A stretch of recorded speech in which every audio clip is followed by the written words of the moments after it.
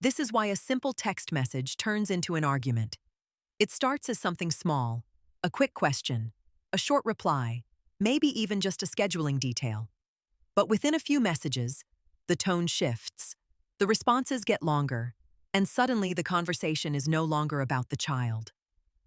There is a specific reason this happens. Most parents assume it is about what was said, but that is rarely the real cause. The issue is not the message itself. It is how the message is interpreted, expanded, and responded to in real time. In co-parenting communication, text messages create a unique kind of pressure. There is no tone of voice, no facial expression, and no immediate clarification. That means the brain fills in the gaps, and it usually fills them in using past experiences. For example, a simple message like, "What time are you picking up?" can be read in multiple ways. It can feel neutral, or it can feel like criticism, pressure, or impatience depending on what has happened before. Once that interpretation is added, the response changes. The reply becomes longer, more defensive, or more explanatory. And that is where the conversation starts to shift. In simple terms, arguments over text are rarely about the message. They are about the meaning attached to the message. Here's why that matters. When communication moves into interpretation, it stops being about logistics and starts becoming about intention. And once people feel like their intention is being questioned, they begin to defend. The real issue is not what most people think. It is not the wording. It is the reaction to the perceived meaning behind the wording. Let's look at what is happening psychologically. When you read a message, your brain does not process it as neutral information. It immediately scans for context, history, and potential threat. If previous interactions have been tense, your nervous system prepares for that same pattern. You may have experienced this yourself. You read a message and feel a reaction before you even fully process the words. That reaction shapes your response, and your response then shapes the next message. For example, imagine receiving, "You didn't confirm pickup time."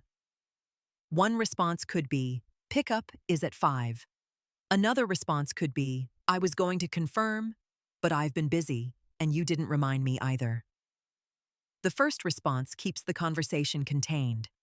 The second response introduces explanation, tone, and defensiveness. That is where escalation begins. Put simply, the more you explain, the more space you create for argument. This is where structure becomes important. The trick to not arguing over text is not saying the perfect thing. It is reducing how much is said. Clear, short, and direct responses limit interpretation. They remove extra meaning, and they keep the conversation focused on logistics instead of emotion. Let's break that down into practical shifts. First, answer only what is asked, not what you think is being implied. If the question is, "What time is pickup?" the answer is simply 5 p.m. Not an explanation, not a justification, just the answer. Second, do not respond to tone that is not explicitly stated. A message may feel sharp, but unless something is clearly said, responding to that feeling introduces conflict that was not actually present. Third, avoid stacking information. This is where long messages create more problems. For example, instead of, "I'll be there at 5, but traffic might delay me, and last time this happened, it caused an issue, so just letting you know in advance." You respond with, "I'll be there at 5. If something changes, you update, not pre-explain. Now here's the part that often surprises people. Reducing communication does not make things worse. It often makes things calmer. Because fewer words mean fewer interpretations. And fewer interpretations mean fewer emotional reactions. Let's look at a few real-life scenarios. Scenario 1. Message received. Why are you late? A reactive response might be, I'm not late, traffic was bad, and you know how the road gets at this time. A structured response would be, I'll arrive at 5:10.